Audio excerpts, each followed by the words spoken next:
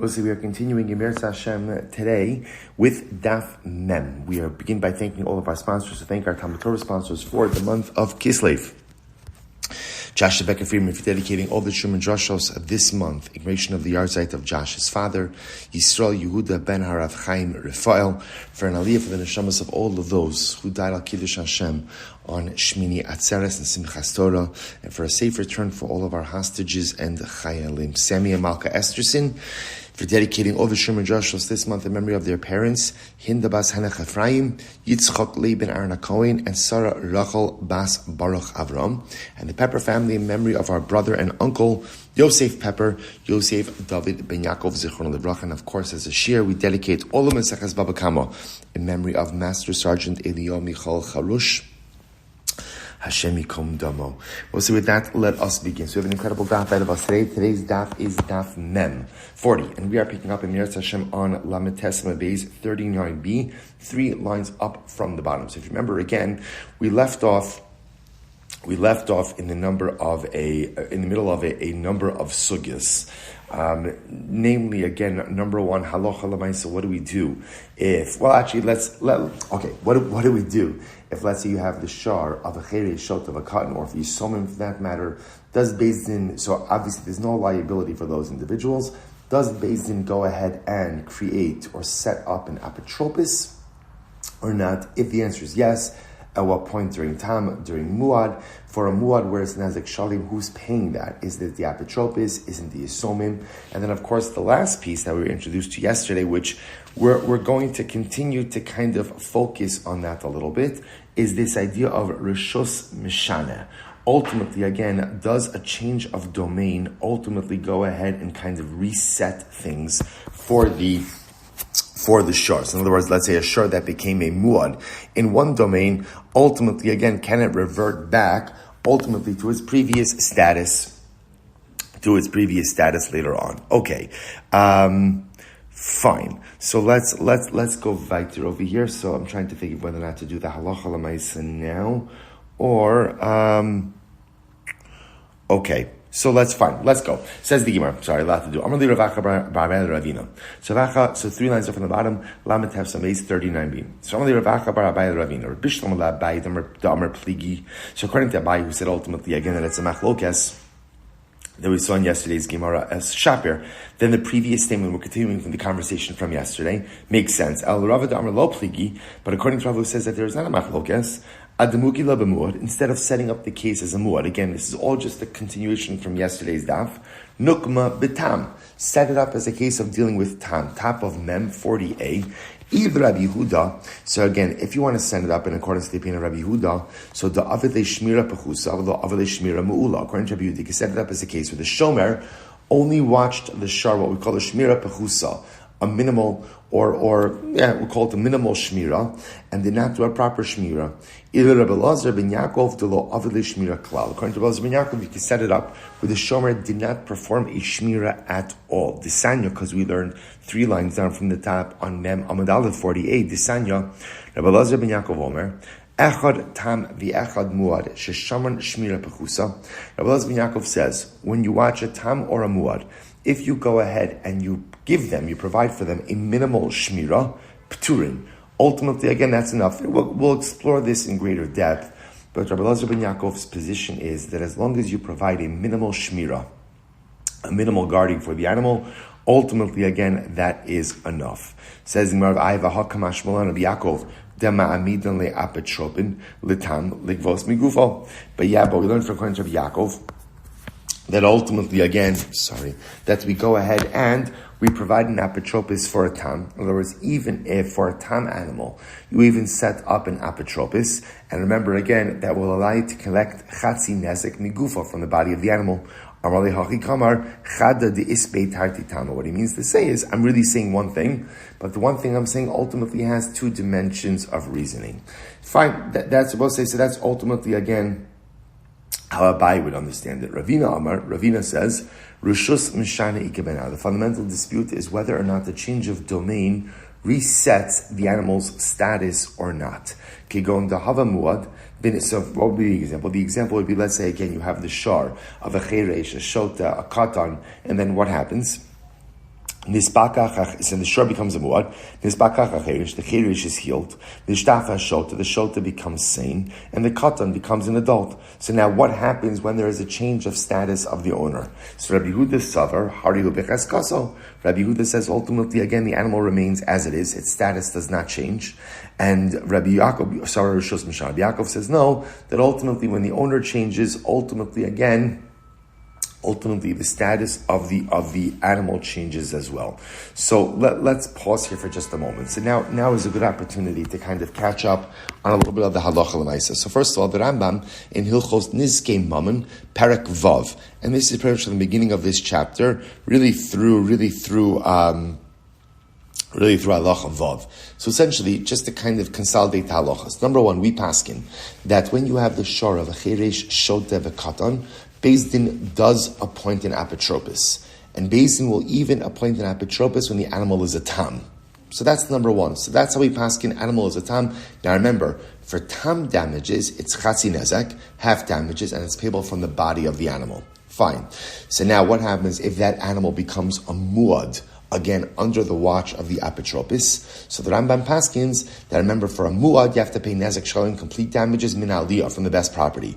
Who's paying that? The Rambam paskins, the apotropos is paying that. The Rambam then says that after the apotropos pays it, he has the ability to settle up, quote unquote, with the estate, whoever that is, the estate of the cheresh, shot of a cotton, and recapture what he paid from them. So it has to come out of his pocket, but he has the ability to recapture it. What about this idea of rishus mishana? What about quote unquote, like a change of domain? Where let's say, again, we're going to see this in a couple of different ways, but we're going to see this again right now. You have a situation where, let's say, if the shor belongs to a cheresh shot of a cotton, so now there's an apotropos. The animal is either a tam or a muad. Let's say the animal becomes a muad. Then what happens? The katan becomes a gadol. The shota becomes same. The cheresh is now hearing and speaking. So now that the owner has experienced a change, does that change impact the animal? So the Rambam paskins, this is in Perek Vav, in Halacha Vav, he says, Shar v'nimkar, oni timatana, chazor l'tamuso, sharishos nishtanish mishana dino. So this is interesting. Whenever an animal changes domain, its status is reset. So the way that Rambam actually discusses this, and we're going to see this in just a little bit, that halacha l'maisa, that a change in domain ultimately resets the status of the animal. But the way that Rambam understands it is, it has to be a real change in domain. For example, Ruvain has a muad animal that he sells to Shimon. When he sells that to Shimon, ultimately, again, now that animal is a tam once again.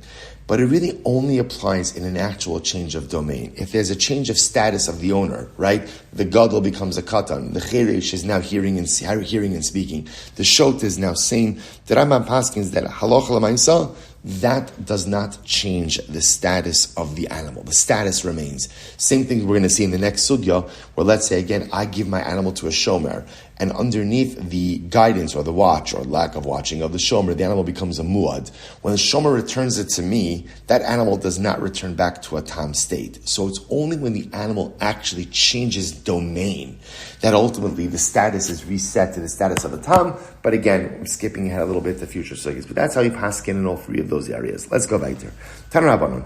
Apotropos mishamim min aliyah.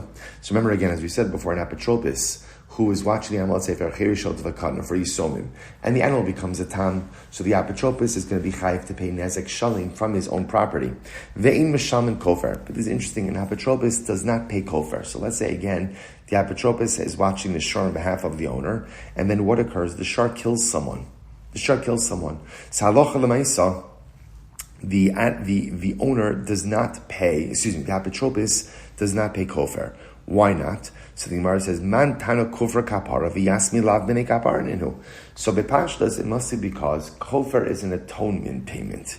And in this case, I have an apotropos who's watching it for the Yisomim. Yisomim, again, they're not subject to the laws of atonement. They don't need the atonement. In other words, in general, Yisomim are shielded from liability. So therefore, again, kofar is an atonement payment. The owners of the Yisom are the Yisomim, and therefore they don't need kapara, so to speak.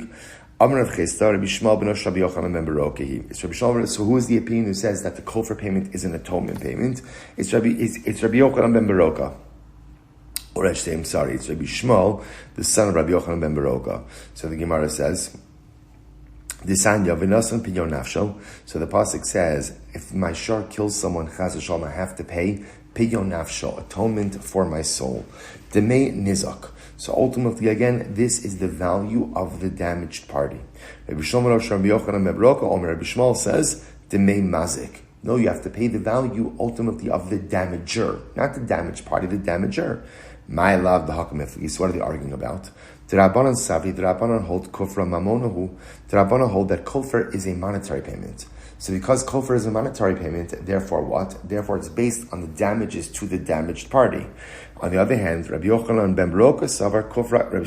Rabbi Shmuel ben Rabbi Yochanan ben Baroka, so Rabbi Shmuel holds kofra kapara, that no, kofar is an atonement payment. So because it's an atonement payment, therefore what? Who is it atoning for? The damager. Therefore, the amount paid is the value, or we'll call it the amount, the value of the damager. So this is the machlokes. Well, this fundamental machlokes, is kofar considered to be like payment of damages, mammon, or is kofar considered to be kapara? Machlokes. Papa says no, it's not a machlokes. The chuli ama kofra kaparahu. Everyone agrees that kofar is an atonement payment. The here's what they're arguing about. Rabbanan Sabri bidin nizak shaymina. The Rabbanan hold that no, and everyone agrees that kofar, is a kapara. So what's the machlokes? The machlokes is how you value the payment. Rabbanan hold that we value it based on the nizak, the damaged party. Rabbi Shmuel ben Rabbi Yochanan ben Baroka savra bidin mazik shaymina. Rabbi Shmuel holds that no, we evaluate it ultimately with the mazik, the damager. So it's interesting. What we thought was a machlokes as to whether or not kofar is just like compensatory damages or kapara. Turns out everyone agrees it's kapara. It's just a machlokes how you're evaluating the kapara. Interesting. My time is Rabbanon. So what's the logic of the Rabbanon? Ne'emar shisa lamata v'ne'emar shisa lamata. It says shisa, which means literally again to place upon someone a monetary obligation. It says it above and it says it below. Ma'la halon b'dinizak, afkan b'dinizak. Just like before, and it's talking about the value of the damaged party. So to over here by kofar, we're going to value it at the value of the damaged party. Rabbi Shmuel ben Rabbi Yochanan ben Baroka savar v'nasan pidyon nafsho. On the other hand, Rabbi Shmuel holds, the pasuk says, when speaking about kofar, you have to give an atonement for your soul. Which sounds like that what? That the value of the kofar payment is the value of the damager. For Rabbanon, in pidyon nafsho ksiv, it's true. It says pidyon nafsho, you have to pay kofar as an atonement for your soul. However, mihu ki shayminon b'dinizak shayminon. Nevertheless, when we evaluate what you're paying, you're going to pay based on the value of the nizak, of the damaged party. So interesting. Okay, so the point over here is just fundamental machlokes. What is kofar? What is kofar? So now the Gemara seems to say everyone agrees. So remember, this is kofar is a specific case where my ox kills someone. So if my ox kills someone, everyone's going to agree this kofar. What is kofar? Kofar is payment for atonement. The machlokes is how you evaluate kofar payment. Is kofar payment based on the value of the damager, or ultimately again the damaged party? That's the machlokes. Beautiful Gemara here. Mishabeach li Rava the Rav Nachman with Rav Acha bar Yaakov the Adam Gadolhu. Rava was telling Rav Nachman, that Rav Acha bar Yaakov is a great man. Okay. Rav Nachman said, good. Do me a favor, when he comes to visit you, bring him to visit me. I want to meet this guy. You're saying that this man, Rav Acha bar Yaakov is so great. So Rav Nachman says, good, when he comes to you, bring him to visit me. Ki asa lagabe. So when Rav Nachman came to visit Rava, when Rav Acha bar Yaakov came to visit Rava, Amrale, I'm sorry, let me say this again. Rava was talking to Rav Nachman, and Rava said to Rav Nachman, this man, Rav Achar Bar Yaakov, is a great man. Rav Nachman said, great. The next time Rav Achar Bar Yaakov comes to visit, bring him to me. So now the Gemara says, now Rav Achar Bar Yaakov comes to meet Rav Nachman. So the Gemara says, Kiyasa Legabe Amrle, by my name Milsa. So Rav Nachman says to him, okay, ask me a question. Rav Achar Bar Yaakov, you're such a great man, ask me a question. So Rav Achar Bar Yaakov asked the following shayla. Shor shal shnei shutfin, if you have an ox that is owned by two partners, Keitzad mishalmin kofer. How do you pay kofer? So let's say Reuven and Shimon own an ox together, and the ox kills Levi. So how do you pay kofer? So the Gemara says, mishalim high kofer v'high kofer, kofer echan amar nachmana. So does Reuven pay his own kofer payment, and Shimon pays his own kofer payment? There's only one problem. The Torah only obligates one kofer payment. Okay. V'lo shnei kofer, high chatzi kofer v'high chatzi kofer. So maybe we should say, Reuven, you should pay 50% of the kofer, and Shimon, you should pay 50% of the kofer. Here's the problem. Kofer shalim amarach monavalo chatzi kofer. There's no liability. The liability for kofer is 100%. There's no such thing as partial liability for kofer. See here the kasha, you have a shor owned by two people. The shor kills someone, kills a third party. So now, how do you pay kofer? So to obligate both of the owners to pay full kofer, the Torah only obligates one kofer per act of bloodshed done by the ox. Have each of them pay half kofer, 50%. There's no such thing as half kofer liability. Kofer is either full liability or none. So what do you do? So the Gemara says, so now Rav Nachman he's trying to find the answer to this. So as he's trying to find the answer, Amrle, Rav Achar Bar Yaakov asked him another question. Tanan, chayve erkin memashkin in osan, chayve chatoz v'ashamos ein memashkin in osan. This is an interesting point there is. The Gemara says as follows. We learned, if a person makes an erech vow, now an erech vow means a person says, erech yalai, I hereby pledge my value to the Beis HaMikdash, and the Torah sets objective values for different ages, for different genders, you have to pay that. So now the Gemara asks an interesting question. So now the Gemara says, if a person makes an erech vow to the Beis HaMikdash, the Beis HaMikdash could seize collateral from the vower in an effort to ensure that they pay their erech vow. Yet, interestingly enough, if someone is chayiv chatas or an asham, a sin offering, so the Beis HaMikdash does not take collateral. Now, why the distinction? So what's interesting is as follows. Let's work backwards. A chatas and an asham, because it's for atonement, we assume people want kapara. It's beautiful, by the way. What do you say? People want kapara, right? What does a yid want deep down more than anything? What do I want more than anything? I want to be a Baal Tshuva. That's what I want more than anything. I just want to be close to HaKadosh Baruch Hu. That's really, if you ask me, what do I want? Like David HaMelech says, Achos sha'alti. Right? I have one request. What's my one request? Shifti beveis Hashem kol yemei chayai. So what does David HaMelech mean when he says, I want to dwell with HaKadosh Baruch Hu all the days of my life? It's simple. David HaMelech is saying I want to be a Baal Tshuva. That's what he's saying. To dwell with how does one dwell with Hashem? It's very simple. It's not simple. Simple to say it, not simple to do it. If I want to dwell with HaKadosh Baruch Hu, that means I want to be a Baal Tshuva. I want to have a clean slate. I want to know that I've atoned for my averos. That's it. That's the achos sha'alti. Shifti beveis Hashem means I want to be in a spiritual state where I am capable of residing in close proximity to the Ribono Shel Olam. And how does one do that? By becoming a Baal Tshuva. So therefore, when one is chayv chatas or an asham, there is no need for the Beis HaMikdash to seize collateral. Why? Because the automatic assumption is a person is going to fulfill their obligations. Why? Because I want to be a Baal Tshuva. Because I want shifti b'veis Hashem. When a person makes an erech vow, so again, there's no atonement involved in that. So therefore, there's a fear of delay.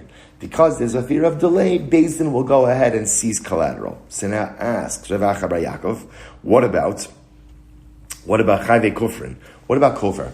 So what about if Reuven owns an ox, his ox killed Shimon, now he has to pay a kofer payment. Do we seize collateral in order to ensure that he brings his kofer payment, or he gives his kofer payment? Mai, kevan de kaparuhu kichatas va'asham dami, machmir chamra iluye velo bay mashkune. So on one end we can say, look, kofer is atonement. So like a chatas and an asham, ultimately again, a person wants kapara, wants atonement, therefore we don't have to seize collateral. By the way, I just want to be clear, When we talk about seizing collateral by kofer, that obviously is not the Beis HaMikdash, because kofer payment gets paid to the family of the victim. So it would mean would Beis Din step in and seize collateral. So on one hand, we could say, since kofer is for atonement, we've clearly created a model where for atonement purposes, you don't have to seize collateral, because halacha l'maisa, people want atonement. People want atonement. Okay. So now the Gemara says, V'lo bai mashkune, O Dilma, first wide line of the intermediate lines. O Dilma, the other possibility is, Kevan de lechavrehu debai misvale mamonahu, v'lo legavoahu, v'lo chamri alei, ubai mashkune. So listen to this. On the other hand, kofer doesn't get paid to the Beis HaMikdash. Kofer gets paid to another person. So even though it's for atonement, maybe again the damager, right, or in this case again the person who's chayav the kofer will be delinquent in paying. In other words, when does a person zoriz, so to speak, alacritus, and pays off their atonement payments, that's when it's due to the Beis HaMikdash. But this is due to another person, so maybe a person will take their time in going ahead and paying it off. And therefore we should take collateral.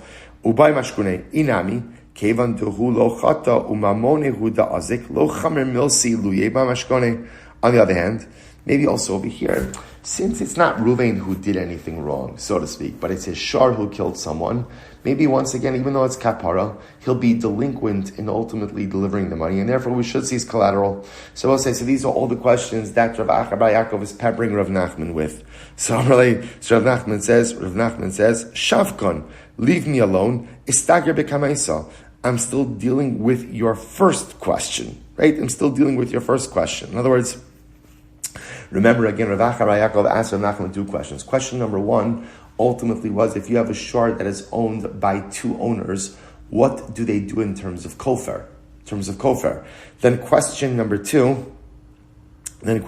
two ultimately was that for kofer payment, does Beis Din seize collateral in order to ensure that the person pays the kofer or not? So Rav Yaakov asked these questions in rapid succession. Rav Yaakov says essentially, stop. I'm still dealing with the first question. Let me go ahead and deal with the first question before I get to the second one. So interesting enough, in this exchange, Sa'alocha l'maisa, Rav Nachman didn't seem to answer either of them.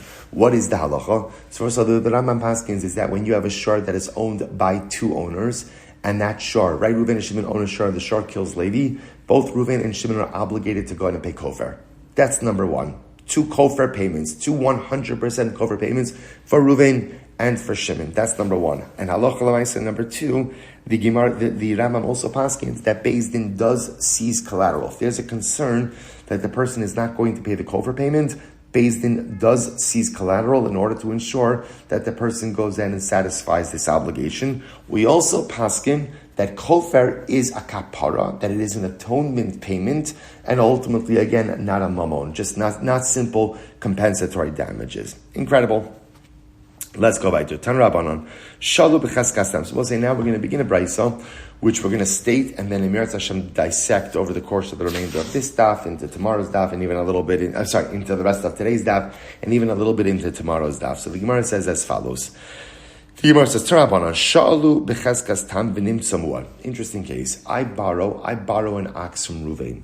Right? I'm a borrower. I borrow an ox from Ruvain and I borrowed from him assuming that it's a tam. And the chazaka that it's a tam, and it turns out that it's a muad, and it does damage while I have it.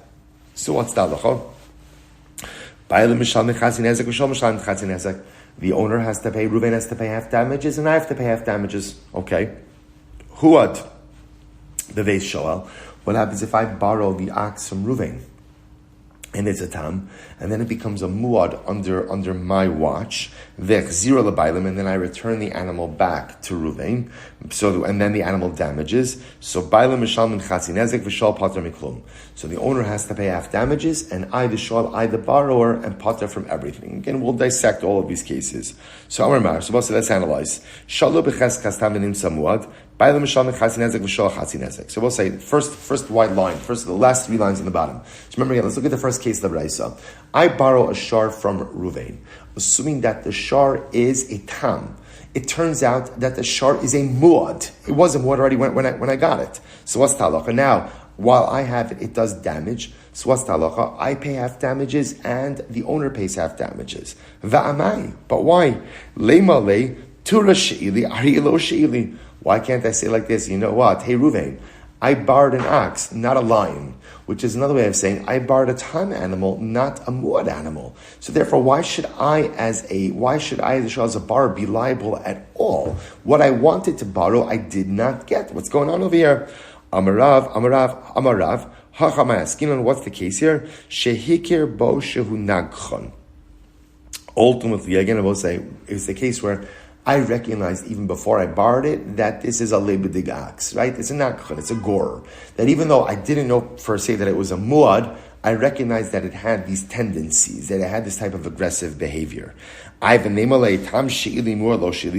at the end of the day, I borrowed the animal thinking that it was a tam, not a muad, so why should I be liable at all? Mishum da'amrle sof itam hava palganiska ba'ishlume hashtanami zil shalim palganiska. Simple. Because listen to this. Remember, what's the halacha? I borrowed a shar thinking that it was a tam. It turns out that then it was a muad. It does damage. So what does the brisa say? I, the borrower, pay half damages, and the owner pay half damages. So now I go back to the owner and I say, owner, but 1 second, I thought I was getting a tam, not a muad. The owner says, fine. If it was a tam, you'd pay half damages. So now I'm also only asking you for half damages. Remember, again, I only have to pay 50%. So essentially, it's the same financial liability. Either way, I'm paying half damages. So the Gemara said, but 1 second, I could say back, but I could say, listen, it's true, I've been half damages, but remember, again, it's half damages from the body of the damaging animal. In other words, you sell off the animal, you give 50% of the proceeds, and that's it. But still, Rav could say, that's fine. And if you would have sold off the animal and paid 50% from the body of the animal, you, Shmuel Silber, would still be obligated to give me, Ruvain, back an ox. You borrowed an ox, you have to return an ox. So why can't I still say it in Rose? Amud Beis, 40b, im tam hava modina umefterina. Oh, so I guess like this. But 1 second, if I knew it was a tam, right? I thought it was a tam, and therefore when it damages, this chasi nezek. Chasi nezek is a knas. It's a penalty payment? What's the halacha by knas? Mode biknas pater. If you admit that you owe a knas, you could pater yourself from the knas. I could have gotten myself out of this. And even according to the opinion that says chatzi nezek is mamon, that it's not a knas, nemale, I could say itamhu hava ma'arikna leila agma. I could have said, you know what? I would have gone ahead and I would have hid the ox in the marsh. In other words, I would have removed the ox. And if the ox is hidden away, there's no real way to collect damages. What's the case over here? The case over here is where Beis Din already, the ox did damage and Beis Din sees the asset. Beis Din sees the ox. If that's the case, if that's the case again, then maybe the owners should be exempt from their 50%. After all, Nemalei, at v'seilu turai biada. Man delo matzin la'ashtui b'dina b'hadin. Right? Ruvain could say to me, listen, now you're liable, Silber, because now someone has seized the ox, and I no longer have the ability to litigate my claim. In other words, before the ox was seized, so there could be an argument about what happened over here. Now Beis Din seized the ox, I have no recourse against that. So maybe again the owner Ruvain should be exempted from his 50%. Mishum da'amrlei, iha drisa nehilach, lab minach havashachli, because I could say, the shul could say, 1 second, Ruvain, and had I returned the ox to you, Beis Din could have seized it just as easily from you. But why can't Ruvain say, it's true. Had you returned it to me, Ruvain says, I could have hid it in the marsh. In other words, I could have hidden the asset. Mishum da amrale sof lav aliyah hava mishtalmi. Because I could say back to Ruvain, that's fine. And if there would have been no ox, so Beis Din would have collected from the rest of your assets. So that's fine if the owner, Ruvain, had other assets. But if Ruvain didn't have any other assets, what is there to say? Because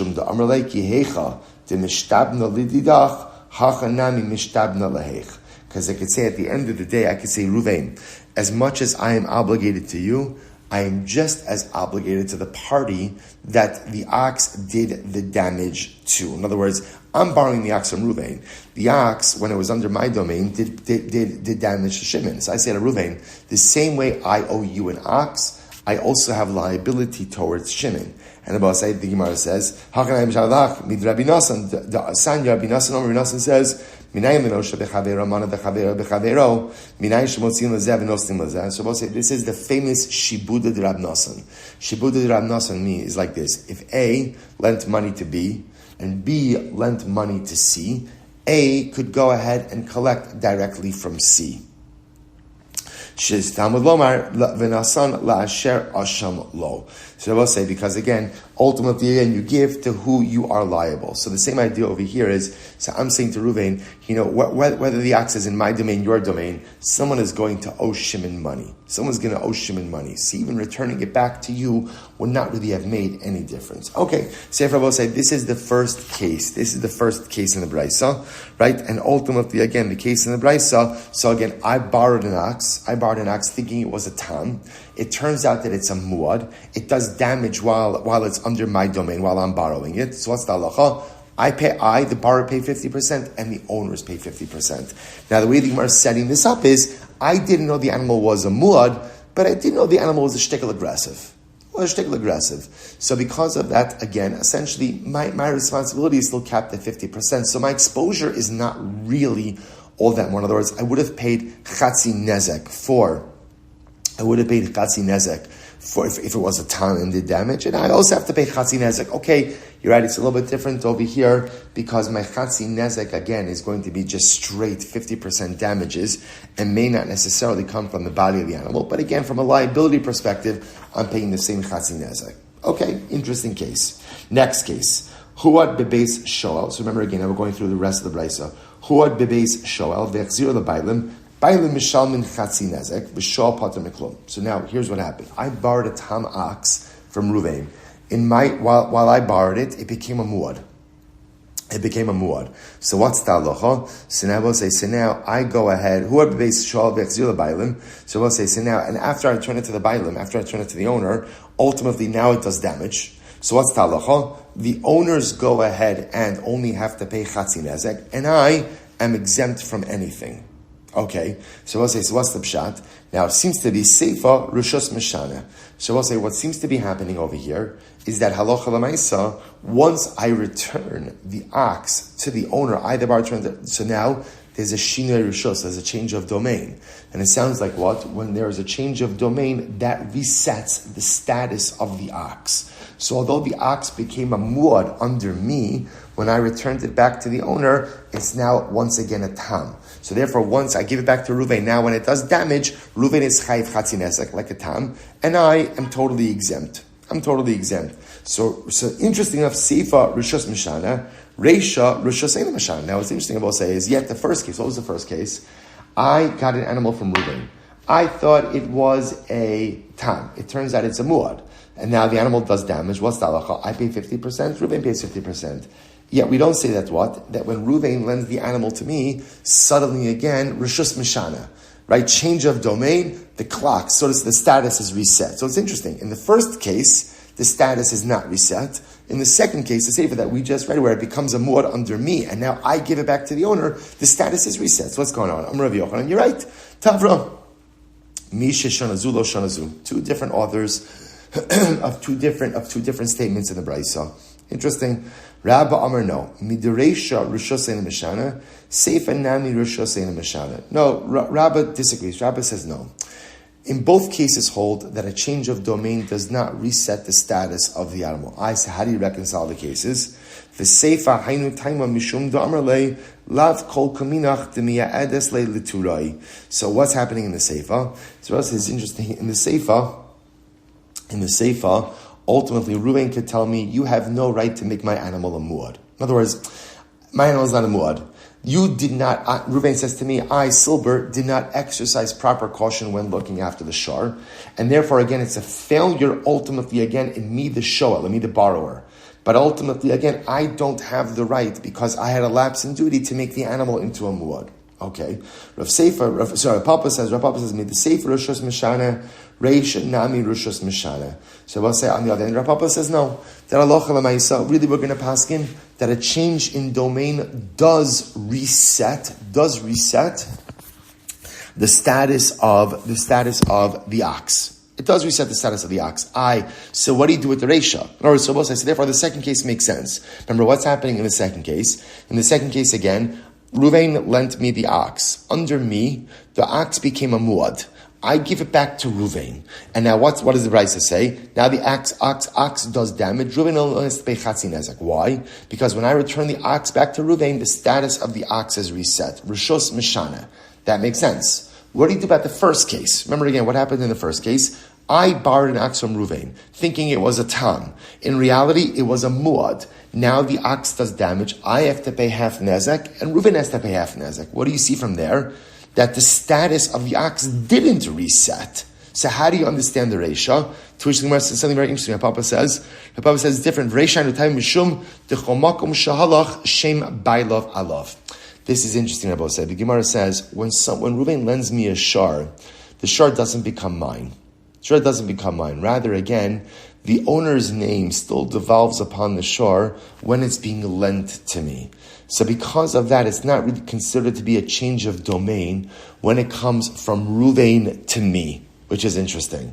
So therefore, because of that, the clock doesn't reset. Yet the Gemara seems to entertain the possibility that after it's been mine for some amount of time and then I return it back, that is called the Shinui Rishus. So the Gemara seems to indicate over here that when an ox changes domain, its status is reset. So again, how does the Rambam paskin over here? So the Rambam says as follows.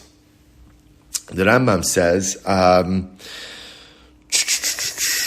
now the Rambam says, so again, this is in Hilchos Niske Mamun Parak Vav Halacha Vav. Shor Shuad V'Nimkar Onitim Amatana Chazur LeTamuso Sharushus Shenishtanis Mishanishmo. So I mentioned this before in passing, now we're going to read inside. So Rambam passes that Halacha L'Maisa, when you do have a Shinui Rishus, when you have a change in domain. Now change in domain, he is understanding over here that Ruvain sold the shor to Shimon, or Ruvain gave the shor as a gift to Shimon, when there's a real Shinui Rishus. Shinui Rishus, ultimately again, Mishana Dino. The status is reset. However, Avalim Hish'ilo, O Masro L'Shomer, Hariu B'Cheskaso. V'chein shor shuad b'fnei apetropsin, v'nispakeach ha'chelish, nishtap ha'ashota, v'egdil ha'katan, afa b'shabat v'apetropsin, harehem mu'adin b'cheskasan, sherbishus b'hailim. In every other case, whether again you're lending it to someone or you're giving it to a shomer, or in a case of apotropis, when the shar goes back to its original owner, right? Or even in a case where the shota becomes sane, or the katan becomes a gadol, those cases are not considered to be a resetting. That's not called Mishana Rishos, or let's say a little bit differently. Mishana Rishos literally means it is actually changing titular ownership. Title is transferring to someone else. Ruvain is selling it to Shimon. Ruvain is gifting it to Shimon. But in all of these other cases where primary ownership remains in place, just someone else was managing the shar, even in the case of a borrower or a shomer or an apotropis, ultimately again, the status of the shar is not reset when it goes back to its original owners. That's the halacha. That's going to be the halacha. Say the true in the case of a shomer, in the case of a shol, in the case of an apotropis. Only where there's an actual change of ownership does the status of the shar change. Well, so if you think about it, there's a tremendous Musar Haskell in this as well. You know, when a person commits an Aveira, so what I'm doing is I'm placing myself under the reshus of the Yetzer Hara. That's what's happening, right? The person commits an Aveira, I am under the domain, I'm under the ownership of the Yetzer Hara. The Baal Tanya writes this, spoke of this a couple of Shabbos ago, that when a person commits an Aveira, like in that moment, they are Rasha Gomer. It's an incredible, profound statement. I commit an Aveira, in that moment I am complete Rasha. I'm under the domain of the Yetzer Hara. But something amazing happens. When I do a mitzvah, I'm a tzaddik, I'm a complete tzaddik, because I'm under the domain of HaKadosh Baruch Hu. And what's amazing is incredible, which is going back all the line in our tshuva motif for the day. When a person does tshuva and removes themselves ultimately from the domain of the Yetzer Hara, and I place myself kiviyachol under a new owner, right? Beforehand, the way I lived my life is I was owned by my lusts, by my desires, by my proclivities, by my wants. I was owned by the Yetzer Hara.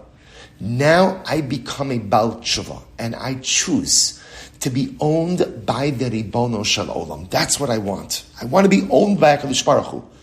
Something happens, which is amazing. What happens when you change ownership? What's the lashon of the Rambam? When you change ownership, right? So, Sharishus Shenishtanis Mishana Dino. When you change ownership, the slate is wiped clean. When you change ownership, ultimately, again, your status is reset. When you change ownership, you are no longer a muad. But once again, I've become a tam. Yaakov ish tam yoshev olim. Simple, pure, and pristine. And perhaps one could even accomplish this. It doesn't have to be in an actional sense, but it could even be in a cognitive sense as well. If a person says, Hineni muchar mazuman, I no longer want to be under the domain of the Yetzer Hara. I no longer want to be owned by the Yetzer Hara. I want to be owned by the Ribono Shel Olam. I am hereby transferring ownership of my personalistic self from the Sitra Achra, from the negative, from Hy'd, from the Yetzer Hara, and I'm hereby transferring ownership of myself, my personalistic self, to the Ribono Shel Olam. You could affect that level of change. Once you do that, like the Rambam says, once you say again, his lashon is, once ultimately again, Sharishus Nishtanis, Mishana Dino. Once you change ownership, your status changes as well. So I could do this in a moment. I could do it right now. I could do this right now. Just transfer ownership of myself from the Yetzer Hara to the Ribono Shel Olam. And once there is a change of ownership, by definition, the slate is fundamentally wiped clean. Incredible.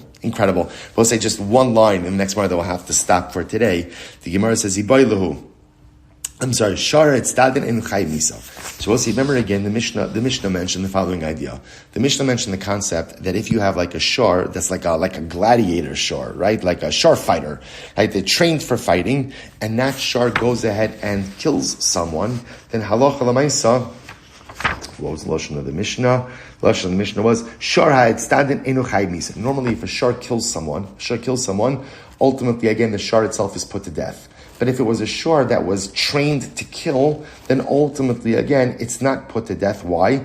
Pasuk said ki yigach v'lo shigachuhu, because the pasuk is talking about a shar that exhibited aggressive behavior on its own, but not a shar that was trained to go ahead and exhibit aggressive behavior. So the Gemara just asks, Ibalu, so fine, so you're not going to put the shar to death, but Ibalu, mahu l'gabe mizbeach. Can you offer it up as a carbon? So the Gemara says, Rav Amar Kasha, Rav says yes, Ushmuel Amar Pasul, Shmuel says no. Rav Amar Kasha, Rav says yes, Onosu, because again, the animal didn't do anything wrong. The animal was conditioned, unfortunately, to fight.